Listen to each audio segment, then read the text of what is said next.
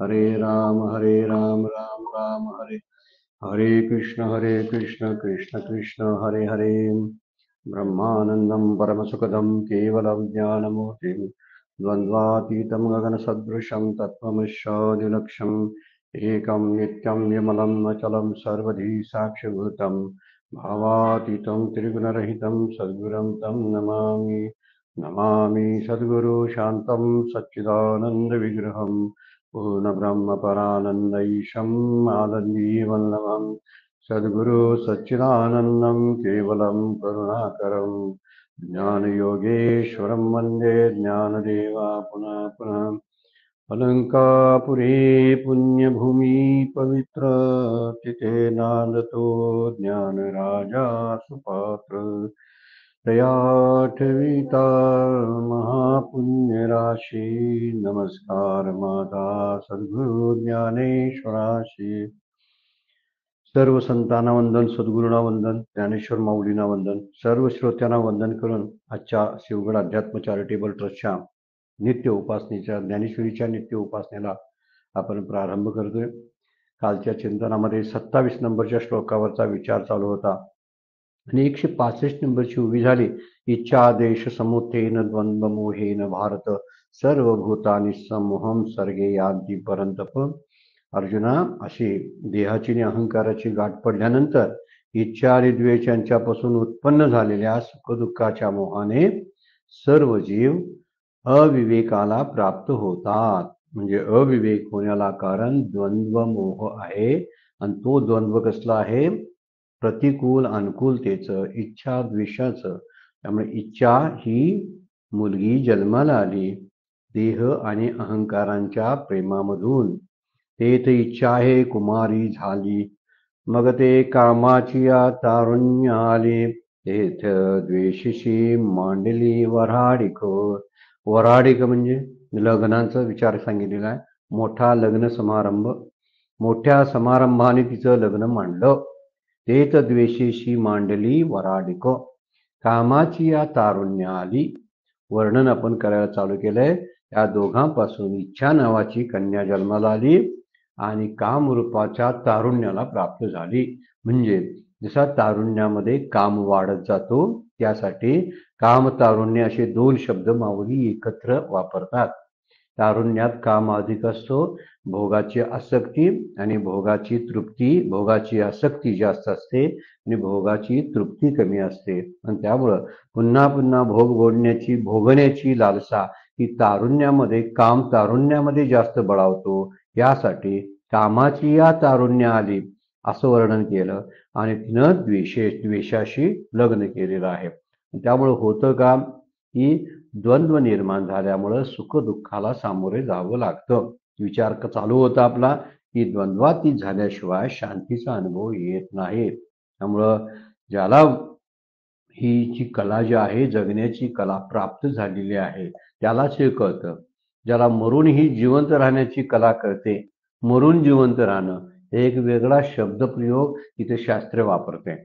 मरून जिवंत राहणे शब्दाचा अर्थ आहे जीवनमुक्त अवस्थेमध्ये उरलेलं प्रारब्ध आहे, शरीराचे भोग आहेत, हे शांतपणे भोगत राहणं, याला मरून जिवंत राहणं असा शब्द वापरतात। म्हणजे अंतःकरण बाधित केलेलं आहे, ज्याचा जीव भगवंताशी एकरूप झालेला आहे, आत्मस्वरूपाशी मिळालेला आहे, त्याला म्हणायचं मरून तो जिवंत आहे। कारण त्याचं अंतःकरण शिल्लक नसतं। अंतःकरण शिल्लक नसतं त्यामुळं प्रतिबिंब जे उमटणं आहे, ती प्रतिबिंब उमटण्याचं थांबून जातं। प्रतिबिंबातले विकार जे आहेत ते विकार त्रस्त करत नाहीत। त्यामुळं तो एक प्रकारच्या गाढ आणि प्रशांत अशा शांतीचा अनुभव घेत असतो। त्यामुळं जिवंत राहूनही मरण्याची कला त्यानं जाणलेली असते आणि म्हणूनच तो शाश्वत शांतीला प्राप्त होतो। भगवंताखेरीज त्याचे अन्य कुठले विचार नसतात। त्यामुळं ब्रह्मस्वरूपात जिवंत राहणं आणि संसारामध्ये मरणं ही गोष्ट जीवनमुक्ताची अवस्था सांगून जाते। ब्रह्मस्वरूपामध्ये जिवंत राहणं म्हणजे मागच्या वेळा आपण दुसऱ्या अध्यायामध्ये एक वर्णन केलेला श्लोक होता की जे योगी पुरुष असतात ते त्याने जागत असतात, जेव्हा इतर झोपलेले असतात इतर ज्या अवस्थेत ते झोपलेले असतात त्या अवस्थेच्या वेळी हे योगी जागे असतात. योगी जेव्हा ज्या ठिकाणी झोपलेले असतात तिथं सामान्य, विषयी आणि पामर जिवंत म्हणजे जागे असतात. म्हणजे ज्या संसारामध्ये झोपायला पाहिजे, निद्रा घ्यायला पाहिजे, त्या संसारामध्ये सामान्य, पामर जीव जे असतात ते जागे असतात. म्हणजे संसारामध्ये कार्यरत असतात. आणि ज्या संसारात ज्या पारमार्थिक तत्वामध्ये ज्या ठिकाणी जागा असायला पाहिजे त्या ठिकाणी संसारी झोपलेले असतात. असा एक दुसऱ्या अध्यायातल्या श्लोकाचं वर्णन आपण मागच्या वेळी बघितलेलं आहे. आपणही परत जाऊन तो विचार करावा. आपण झोपावं कुठं? संसाराच्या ठिकाणी. काम विकार आणि काम षडरिपू आहेत त्या ठिकाणी शांत राहावं, म्हणजे त्याचा विचार करू नये. त्या ठिकाणी उदासीनता बाळगावी. इच्छा होत नाही तसं नाही, पण इच्छा कोणत्या पूर्ण करायच्या आणि कोणत्या इच्छा डावलायच्या याचा विवेक जेव्हा असतो तेव्हा हे मूढत्व येत नाही. म्हणून द्वंद्वातीत व्हावं लागतं. सुखदुःखाच्या पलीकडचा विचार करावा लागतो. सुखात ही सुख नाही आणि दुःखात ही सुख नाही. हे दोन्ही गोष्टी आहेत. आपण म्हणतोय सुखात सुख असतं, पण सुखातही सुख नसतं आणि दुःखात तरी नसतं. दोन्ही गोष्टी विचारात घेतल्या तर लक्षात येतं आपल्याला की आपल्याला वाटते सुखात सुख आहे, म्हणजे विषयात सुख आहे. कसं असेल? विषयातलं सुख हे कसं असतं की थोडंसं वर पुढे काही दिवसांनी भागवायचं कर्जच असतं. हे काही दिवसांनी भागवायचं काढलेलं कर्ज असतं, व्याजासहित फेडावं लागतं. त्यामुळे विषयांचे भोग जे आहेत हे अंती दुःखालाच कारणीभूत होत असतात. म्हणून द्वंद्वातीत झालेला पुरुष जो असतो तो विषयांच्या ठिकाणी काय असतो? झोपलेला असतो, तो मेलेला असतो असं म्हणायचं आहे. ब्रह्मस्वरूपाच्या ठिकाणी जिवंत राहणं आणि संसारात मरण्याची कला ज्याला साधली तो द्वंद्व निर्मुक्त झाला. पुढच्या श्लोकामध्ये आपण द्वंद्वमुक्त झालेल्या पुरुषाची वर्णन भगवद्गीता आणि ज्ञानेश्वरी करणार आहे, ते आपण पाहणार आहोत. पण द्वंद्व विमुक्त असणं ही फार मोठी गोष्ट आहे आणि ती एक कलाच आहे. जशा सगळ्या कला आपण शिकतो ना संसारातल्या, तशा ह्या कला पण परमार्थातल्या शिकायला पाहिजेत आपल्याला. जर स्वस्थता, शांती हवी असेल तर सुखदुःखांच्या पलीकडे जाण्याचा विचार आहे तो कळला पाहिजे. म्हणून इथं म्हणतात कुठलीही आवडती गोष्ट असेल ज्याची इच्छा होते, आवडत्या वस्तूची इच्छा आणि नावडत्याचा द्वेष निर्माण करण्याचं काम हा द्वंद्व मोह करत असतो. त्यामुळे इच्छा आणि द्वेषास कारण हा द्वंद्व मोह आहे. मला ज्यावेळी इच्छा होते ना, कुठलीही इच्छा होते, ती द्वंद्वातूनच होते. म्हणजे काहीतरी सापेक्षता काहीतरी असते त्या ठिकाणी, तुलना असते. म्हणून याच्यापेक्षा हे हे मला आवडत असतं. तिथं निवड असते, पण ती निवड चुकली ना तर अविवेक जागृत राहतो. आणि विवेक जर निवड बरोबर असेल ना तर त्या ठिकाणी विवेक असतो. सारासार विचार हरिपाठ असं हरिपाठामध्ये माऊली बोलतात की सार आणि असाराचा विवेक करता आला पाहिजे. निवड करताना दोन्ही आपल्या समोर असतात. मग इच्छा आहे म्हणून कशाची निवड करावी याचा विवेक आपल्याकडे असला पाहिजे. म्हणून सुखसंबंधी विषय जे असतात त्या सुखसंबंधी विषयाबद्दल ओढ असते, इच्छा असते, आवड असते, आकर्षण असतं आणि त्याच्याच मोहात रूपांतर होतं. त्या सुखसंबंधी विषय असतात, विषयातली सुख असतात ना ती आकर्षित करत असतात आणि तीच आपल्याला पारमार्थिक जीवन जगू देत नाही, त्यात प्रतिबंध करत असतात. नाम घेऊ देत नाहीत. विषयातली सुख असतात ना त्या सुखाचा मोह एवढा मोठा असतो, एवढं मोठं आकर्षण असतं की त्यामुळं नामाला बसायचा कंटाळा येतो. झोपेचं सुख केवढं मोठं आहे, हे विषयाचंच आहे ना.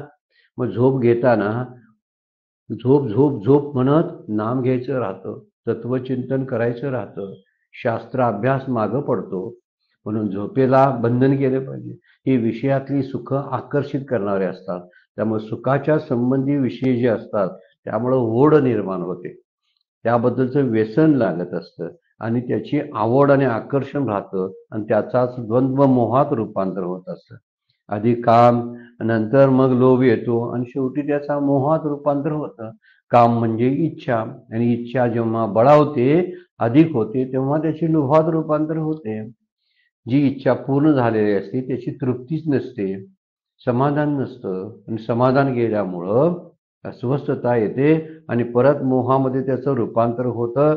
दुःख संबंधी समजा जरी विषय असतील त्याबद्दल द्वेष येतो.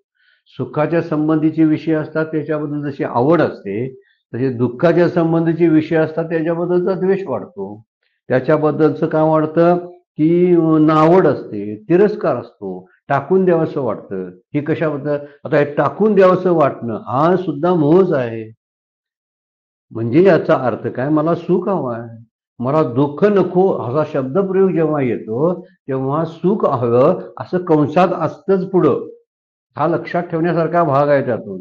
म्हणून त्यातून काय होतं, दुःखासंबंधी जे विषय तिटकारा करणारे जे विषय असतात त्यातूनच क्रोध येतो, त्यातूनच मत्सर येतो, त्यातूनच मदाची निर्मिती होते.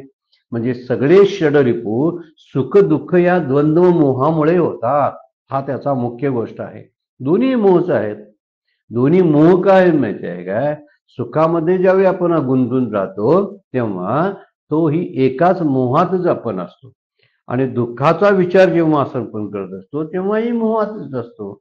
ज्यावेळी मोहात असतो त्यावेळी आपण सत्यापासून बाजूला असतो. सत्य एक विठ्ठल आहे, येर तो वावुगा पसारा. सत्य तू विठ्ठला. हा सत्यपणा जो विठ्ठलाला दिला म्हणजे आत्मतत्वाला दिलेला आहे तो विचारात घेण्यासारखा आहे. येर तो एक विठ्ठलेची खरा, येर तो वावुगा पसारा. तुकाराम महाराजांचं सांगणं बरोबर चपकल असतं. ते म्हणतात इतर सगळा पसारा जो आहे त्याचं चिंतनामुळं द्वंद्व मोहच होतो. द्वंद्व मोह म्हणजे काय, हे पाहिजे आणि हे नको, ह्याला द्वंद्व मोह म्हणतात. मान अपमान ही द्वंद्व आहे. अनुकूल प्रतिकूल ही द्वंद्व आहेत. सुख दुःख शीत उष्ण ही द्वंद्व आहे. आणि या द्वंद्वामध्ये अडकल्यामुळंच माऊली बोलतात, इच्छा हे कुमारी झाली मग ती कामाच्या तारुण्य आली. त्यामुळे भोगाच्या इच्छा बळावतच गेल्या. एक भोग भोगला तरी शांत नाही. घरामध्ये एक गाडी असते, अनेकाधी गाडी असाविषयी वाटते. दुसऱ्याशी तुलना करण्यामुळं आपलं सुख कमी वाटायला लागतं. सुख कमी वाटणं हा मोहच आहे, पण आपल्याला तो कळत नाही. मला माझं सुख जे आहे ते कमी वाटतं, त्याचं कारण असमाधान अतृप्ती आहे. म्हणूनच द्वेष निर्माण होतो, मग एखाद्या गोष्टीबद्दलचा क्रोध निर्माण होतो. त्यामुळं सगळ्या ज्या गोष्टी आहेत हे दोन्ही द्वंद्व मोह सत्यापासून बाजूला नेतो, हे मात्र खरं आहे. देवापासून बाजूला नेतो, आणि देव शब्दाचा अर्थ आहे तृप्ती, शांती, समाधान. दुसरं काही नाही. आनंद, तृप्ती, शांती आणि समाधान ही देवाची दुसरी नावं आहेत. पर्यायी नावं म्हणायची त्याला. देव म्हणा नाही तर आनंद म्हणा, देव म्हणा नाही तर समाधान म्हणा, तृप्ती म्हणा. देवालाच तृप्ती म्हणा. जे तृप्त असतात ना ते भगवंताच्या सानिध्यामध्ये असतात. जे समाधानामध्ये जगत असतात ते शांती समाधानामध्ये जगत असतात, ते भगवंताच्या सानिध्यामध्ये अनुसंधानामध्ये असतात. म्हणून समाधानते दर्शन, निळोबा यांचा अभंग आहे. समाधानते दर्शन, ज्यावेळी समाधान होतं ना त्याचवेळी भगवंताचं दर्शन झालेलं असतं. आपल्याला लक्षात येत नाही म्हणून आपण समाधानी नसतो, आहे त्या गोष्टीमध्ये तृप्त नसतो, आणि असं असायला पाहिजे अशी इच्छा करतो, आणि असं असायला नको पाहिजे आणि ते असलं तर त्याचा तिरस्कार करतो. असं नको आणि असं असायलाच पाहिजे. या दोन्ही गोष्टी मोहातच पडतात ना. एखादी वस्तू व्यक्ती आवडली की त्या आवडीला जर अडथळा निर्माण जर झाला तर त्या वाटणाऱ्या वस्तूविषयी द्वेष निर्माण होतो. जी वस्तू आपल्या समोर असते ती अडथळा करत असते, माझ्या सुखात आडवी येते, त्याचा तिरस्कार. आणि जी गोष्ट आवडत असते ना त्याच्याबद्दलची आसक्ती, त्याला इच्छा म्हणतो आपण. आणि ही इच्छा केव्हा बळावते जास्त, तारुण्यामध्ये, असं माऊली म्हणतात. म्हणून काय म्हटलेलं आहे, मग ते कामाची या तारुण्य आले. म्हणजे काम हा तारुण्यामध्ये बळावत असतो. म्हणून द्वेष हा इच्छेच नकारात्मक रूप आहे. बरं काय, द्वेष आणि इच्छा दोन वेगवेगळी नाहीत. इच्छा होकारार्थी असते, द्वेष नकारार्थी असतो. इच्छेचं नकारार्थी रूप द्वेष असतो. म्हणून आवड असली तर नावड राहतेच तिथं, दोन्ही एकत्र राहतात. ज्या ठिकाणी सुखाचा अनुभव येतो त्या ठिकाणी दुःखाचा अनुभव आहेच, पण ज्या ठिकाणी आनंद असतो तिथं सुख दुःख नसतात. ज्या ठिकाणी शांती असते त्या ठिकाणी असमाधान, अतृप्ती नसते. ही गोष्ट फार महत्वाची आहे. पण ज्या ठिकाणी नुसतं सुख असतं त्या ठिकाणी दुःख असण्याचा संभाव्य आहे किंवा पॉसिबिलिटी आहे, त्या ठिकाणी आपल्याला म्हटलं पाहिजे. पण आचार्य म्हणतात ज्याचं चित्त, आचार्यांचा एक श्लोक आहे त्याचं भाषांतर असं आहे, ज्याचं चित्त इच्छा द्वेषरूपी दोषाने व्याप्त झालेलं आहे त्याला बाह्य विषयाचंच यथार्थ ज्ञान होत नाही. जर इच्छा आणि द्वेष समोर आल्या ना विचारामध्ये, तर बाहेरचं ज्ञान सुद्धा, जगाचं ज्ञान होण्याला सुद्धा अडथळा निर्माण होतात. मग ज्याची बुद्धी मोहाने आच्छादलेली आहे, द्वंद्व मोहाने व्याप्त झालेली आहे, त्याला अंतरात्म्याचं ज्ञान कसं होईल? साधं बाह्य विषयाचं ज्ञान होताना अडथळा होतो द्वेष आणि इच्छेचा, तर मग अंतरात्म्याचं ज्ञान त्याला कसं होईल? देवाचं ज्ञान कसं होईल? जगाचं ज्ञान होण्याला सुद्धा ही इच्छा आणि द्वेष अडथळा करत असतात. आपण कुणाला तरी तिडकारा करतो ना, मग कसं समाधानी राहणार? आपण कुणाला तरी मत्सर करतो ना, मग कसे शांत राहणार? मत्सरानं जळणं, द्वेषानं काय करणं, द्वेषानं उद्वेग होणं, या सगळ्या गोष्टी ज्या असतात ते आपल्याला जाळत असतात, आपलं नुकसान करत असतात. त्यामुळे बाह्य विषयांचे सुद्धा सुख कसं मिळवेल सांगा? एखादी इच्छा अनावर झाली तर दुसऱ्याची चोरी सुद्धा करूशी वाटते ना. मग ही चोरी जर केली तर त्यातलं यथार्थ ज्ञान बाह्य जगाचं तरी झालं काय? त्यातनं नाही होत.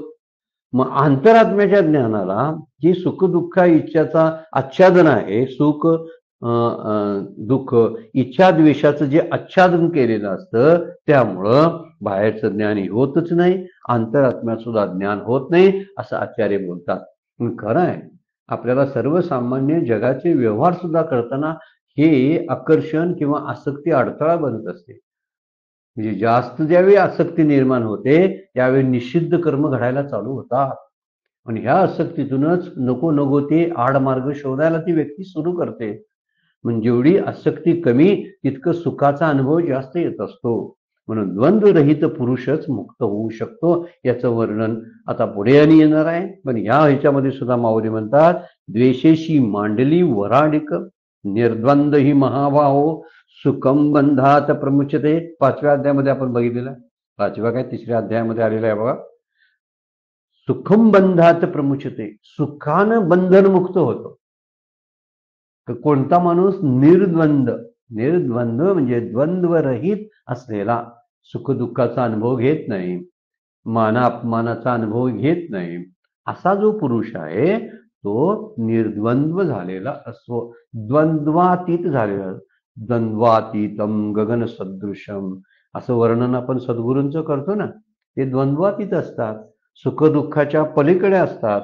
त्यामुळे शीतोष्ण, सुख दुःख, इष्ट अनिष्ट, अनुकूल प्रतिकूल या द्वंद्वाने मन उद्विग्न होतं, मन चित्त विक्षिप्त होत असतं, क्षिप्त आणि विक्षिप्त होत असतं.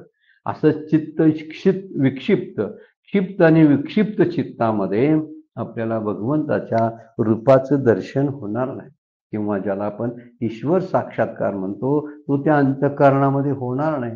वास्तविक सुख दुःख ही अंतःकरणाचीच असतात, त्या बाहेर असतात कुठं? नाही, बाहेर नाहीत, आतच असतात. मला सुख होतंय ते आत, दुःख होतंय ते आत. खरी गोष्ट आहे की नाही? म्हणजे आपल्याला काहीतरी लागलं तर लागलेली वस्तू बाहेर असते, बाजूला असते, पण आपल्याला दुःख कुठं होतं? आत होतं. झोपल्या माणसाला कळते का बाबा डास चावलेला? नाही कळत.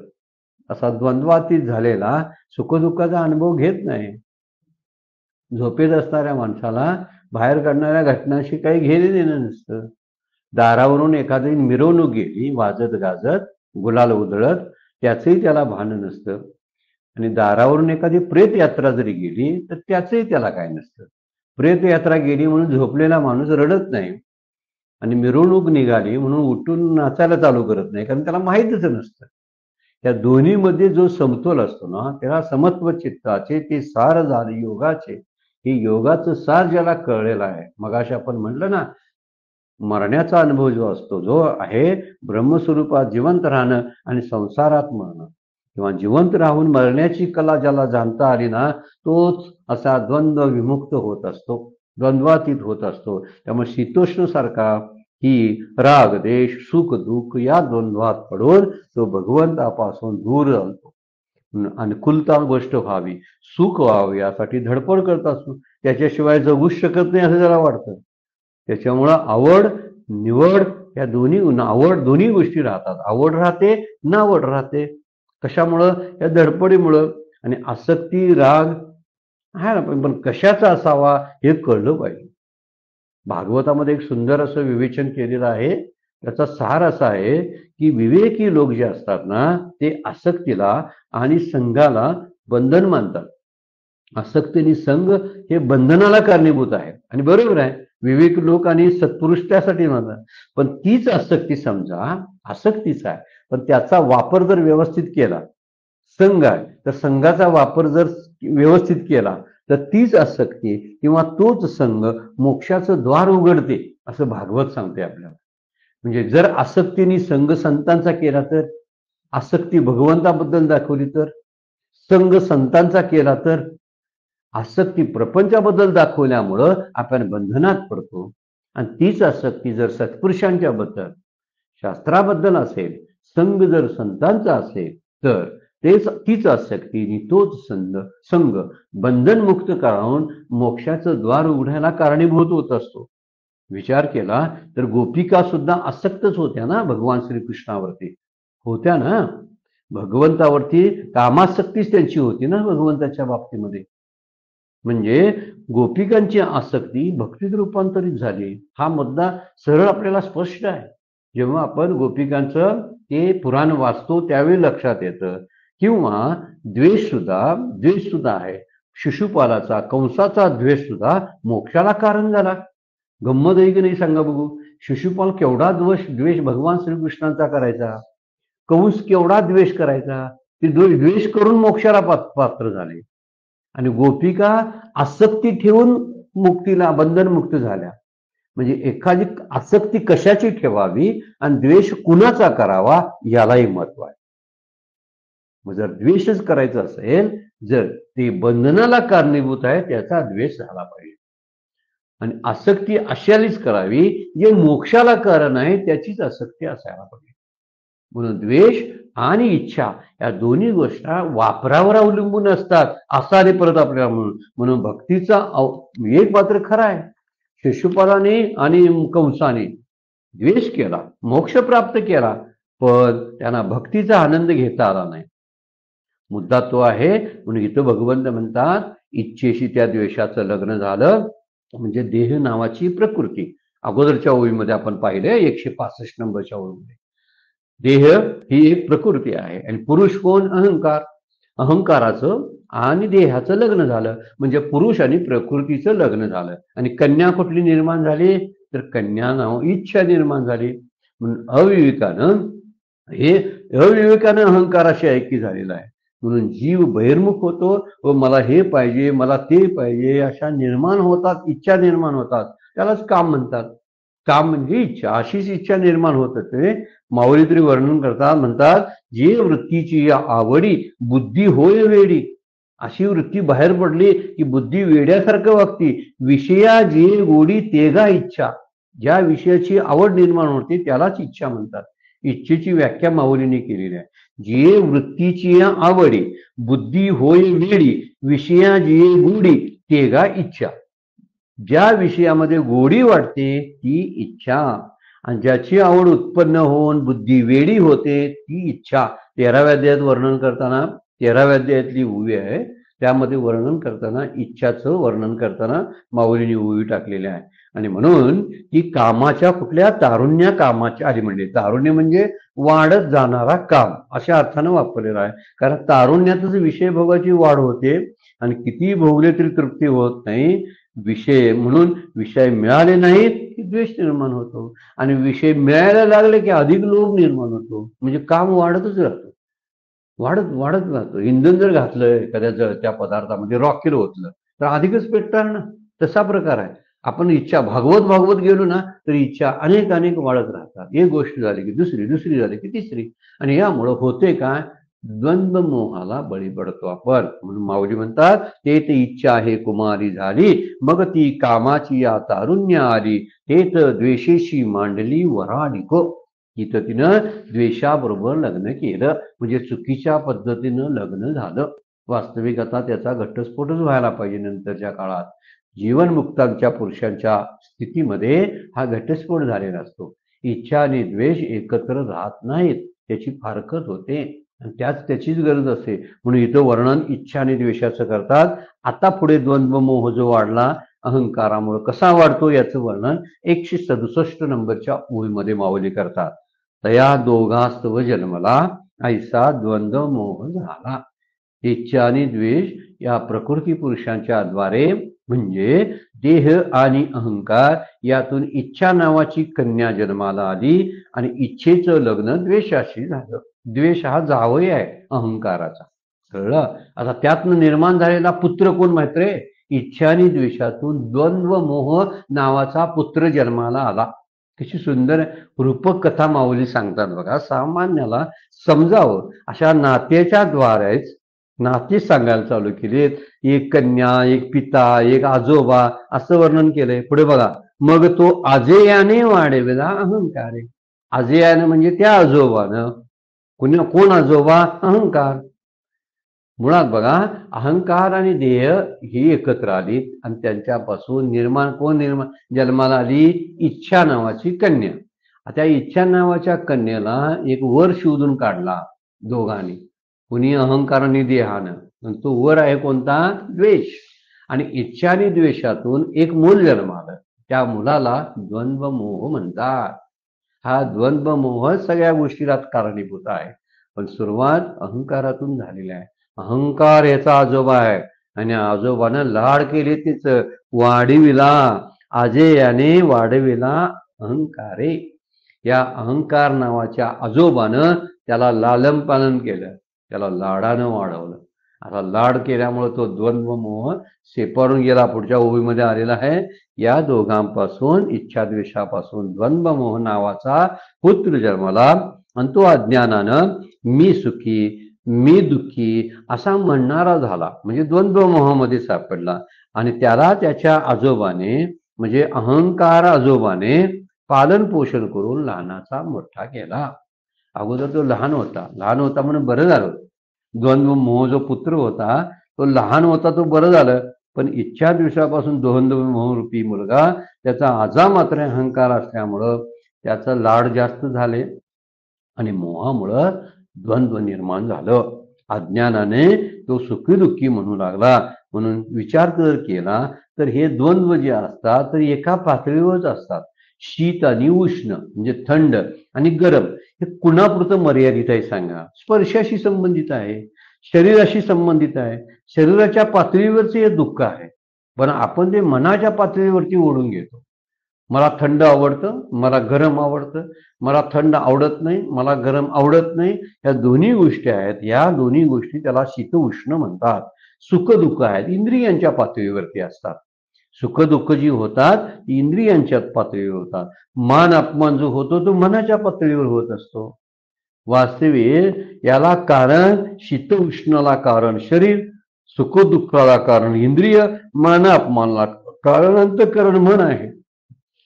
मग जसा आहे तसं स्वीकारता आलं पाहिजे. मात्र शीत असू दे, उष्ण असू दे, सुख असू दे, दुःख असू दे, ठेविले अनंते तैसेची राहावे, चित्ती असू द्यावे समाधान. हा फर्म जैशी स्थिती आहे तैशा परी राहे, कौतुक तूप आहे संचिताचे, असं नाथ महाराज हरिपाठामध्ये म्हणतात. जैशी स्थिती आहे तैशा परी म्हणजे सुख दुःख येत राहतात, त्यांच्याशी झोंबी करायला जाऊ नकोस. सुखाला मिठी मारायला जाऊ नकोस आणि दुःखाला लाथा मारू नकोस. दोन्ही गोष्टी तू जर सामान्यपणे स्थिर राहिलास तर ते जसे आले तसे निघून जातील. ज्यावेळी ते निघून जातील त्याचवेळी तू शांतपणे झोपशील, अन्यथा झोपणार नाहीस. जोपर्यंत तुझ्या अवतीभोवती सुखदुःखाचा हा मेळावा जमलेला आहे ना, तोपर्यंत तुला शांतीचा अनुभव येणार नाही. म्हणून जसं आहे तसं स्वीकारणं, यामुळंच द्वंद्व निघून जातं. सुख दुःख, मान अपमान, मान जसा होतो तसा अपमानही आहे. मानाची इच्छा का करतोस? म्हणून अपमानाला सामोरं जावं लागतं. अपमान नको असेल तर मान मागू नको. मान मागेलास तर अपमानाचा द्वेष करशील. मानाची इच्छा अपमानाच्या द्वेषामध्ये रूपांतरित होते. कायम लक्षात ठेवण्यासारखा गोष्ट आहे. ज्यावेळी अनुकूलतेची इच्छा मी करतो त्यावेळी प्रतिकूलता वाट्याला येतच असते. म्हणून सुख हे काय म्हणतो आपण त्याला, उशिरा येणारं दुःखच असतं. आत्ताचं आजचं सुख हे उशिरा येणारं दुःखच असतं. उशिरा नाही येत, पण ते दुःखाच्याच रूपात येत असतं. त्यामुळे सुख हे सुख नाहीच आहे. विचार केला तर कुणी द्वंद्व आहेत ना, आहे तशी स्वीकारण्यामुळे शांती असते. आणि त्याला विरोध केल्यामुळं किंवा त्याची आसक्ती ठेवल्यामुळं दोन्ही गोष्टी, की मला पाहिजे पाहिजे पाहिजे म्हटल्यामुळं सुद्धा दुःखच होतं, सुख होतं, दुःख होतं. आणि नको नको म्हणून त्याला झिडकारल्यामुळं सुद्धा सुख दुःख होतात. म्हणून या दोन्हीतून आपल्याला बाहेर पडायचे असेल तर मधला मार्ग शांतपणे स्वीकारणे.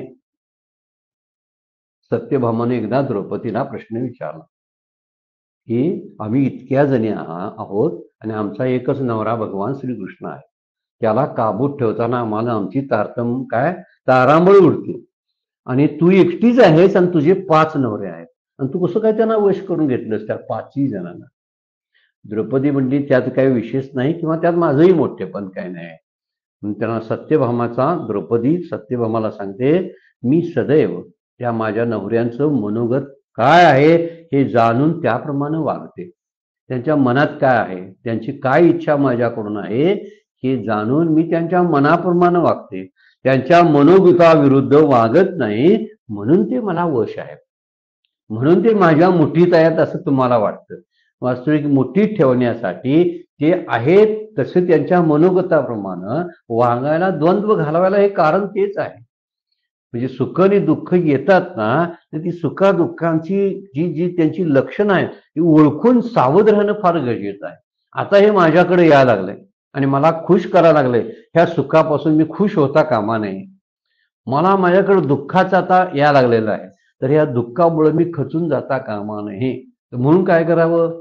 दुसऱ्या अध्यायात सुख दुःखे समे कृत्वा लाभा लाभो जया जयो म्हणून सांगितलेलं आहे. त्यामुळं वर्णन केलेलं द्रौपदी म्हणते, मी एवढ्या 5ही नवऱ्यांना त्यांचं मनोगत जाणून वागल्यामुळे मी त्यांना मुठीत ठेवू शकले. मग ते तुम्हाला जमलं नाही आणि त्यामुळे तुम्हाला ते त्यावेळी काय होतं, ते विरोध वागतात का काय असं वाटायला लागतं. तसं शास्त्र, संत, भगवंत यांच्या मनोगताप्रमाणे जर वर्तन करणारा आहे तो शास्त्र कृपेला, ईश्वर कृपेला, संत कृपेला प्राप्त होत असतो. कृपा कधी मिळत असते? शास्त्राच्या मनोगताप्रमाणे वर्तन करतो, राहतो, त्याला शास्त्राची कृपा होते. संत जे सांगतात, संतांच्या वचनाचा अभ्यास करून संतांच्या वचनाप्रमाणे वागतो, त्याला संतांची कृपा अनुभवाला येते. आणि भगवंताला खुश ठेवण्यामुळे त्याच्या भक्तीमुळे भगवंत खुश राहतो, ती भक्ती करतो, त्यामुळे भगवंताची कृपा राहते. मग आता ही सगळीच कशी कृपा झाली? सगळ्यांनाच वश केलं त्यानं. का? फक्त त्यांच्या मताप्रमाणे वागल्यामुळं खुश झाले. त्यावेळी तोच राग द्वेष रहित होतो. तोच राग द्वेष रहित होतो. कोण?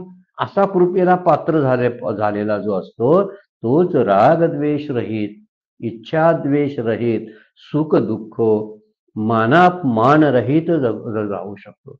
मान अपमान निंदा स्तुती तुल्य निंदा स्तुतिर्मौनी संतुष्टो येन केन चित अनिकेत स्थिरमतीर भक्तिर्मान्ये प्रियो नरा. तुल्य निंदा स्तुती, निंदेते नेगी आणि स्तुती ती स्लाही. काय वर्णन केलेत माऊलींनी 12व्या अध्यायामध्ये, त्याच्यावरची या ओव्या पाहण्यासारख्या आहेत.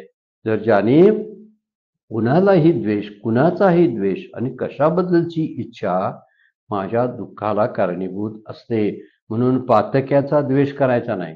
एखादा पापी आहे ना, तर पाप्याचा द्वेष करू नका म्हणतात, पापाचा करा.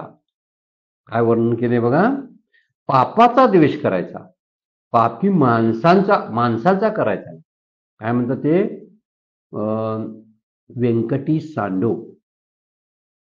माऊली पसायदानामध्ये म्हणतात, जे खळांची व्यंकटी सांडो या सत्कर्मे रकी वाढो.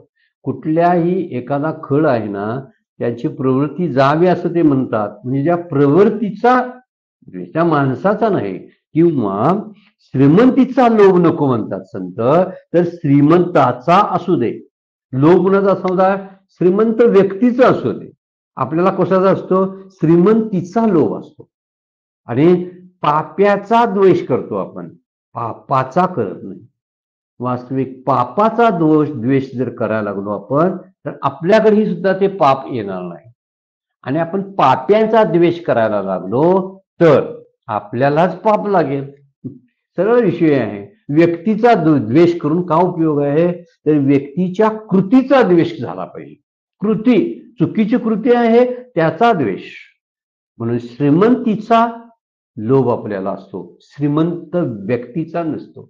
श्रीमंत व्यक्तीचा लोभ असावा आणि श्रीमंतीचा लोभ नसावा, हे वर्णन केलेलं आहे. म्हणून आपण उलट करतो, आपलं सगळं वागणं उलट असतं.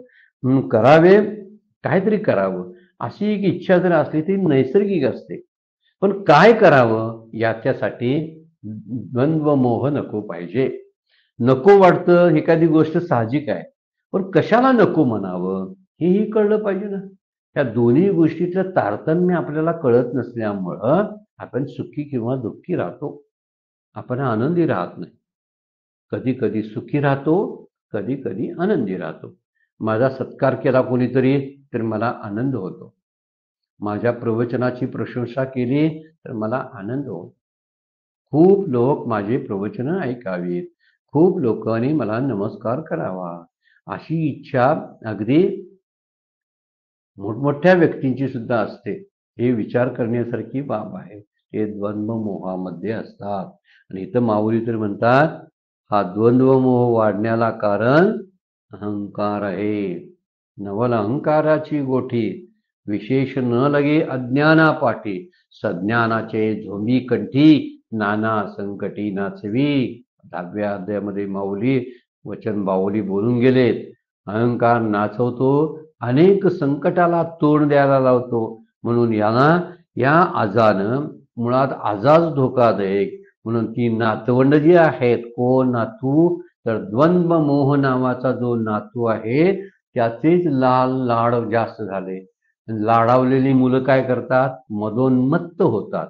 परत त्यांच्यातही अहंकार वाढत राहतो, गर्विष्ठपणा वाढत राहतो. आणि या गर्विष्ठपणामुळे ही परंपरा सतत चालू राहते.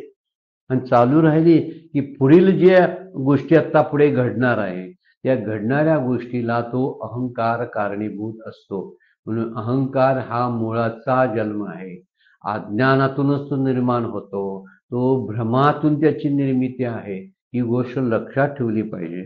पहिल्यांदाच देह सत्य नाही, त्याला मी म्हटलो.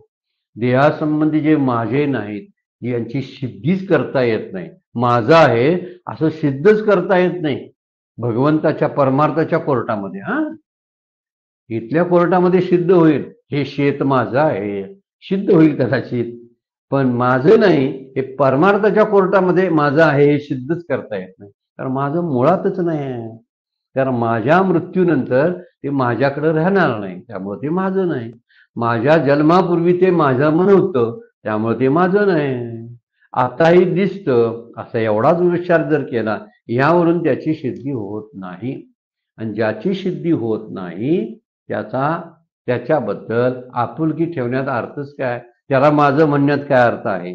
त्यामुळं दोघापासून जन्मलेला हा द्वंद्व मोह जो आहे तो मला मान अपमानावर जर नाचवतो, सुख दुःखाचे हेलकावे खायला लागतो, सुख दुःखाच्या झोपाळ्यावरती मी झुलत असतो. मग या ठिकाणी काय करायला पाहिजे?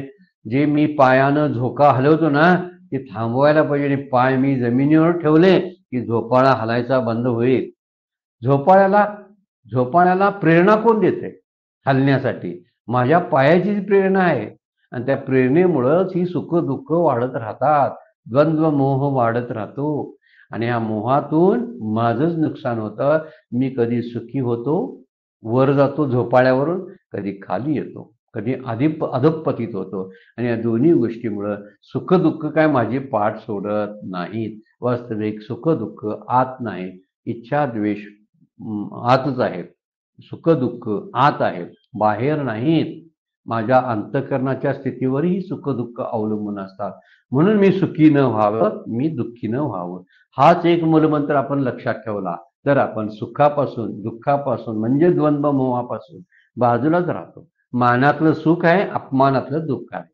आवड जी गोष्ट आहे ती मिळाली पाहिजे, नाही मिळाली तर दुःख होतच. या सगळ्या गोष्टीतून बाहेर पडायचा एकमेव मार्ग काय? द्वंद्वातीत होणं. माऊली म्हणतात तया दोघास्तव जन्मला ऐसा द्वंद्व मोह जाहला मग तो अजयाने वाढवला अहंकारे.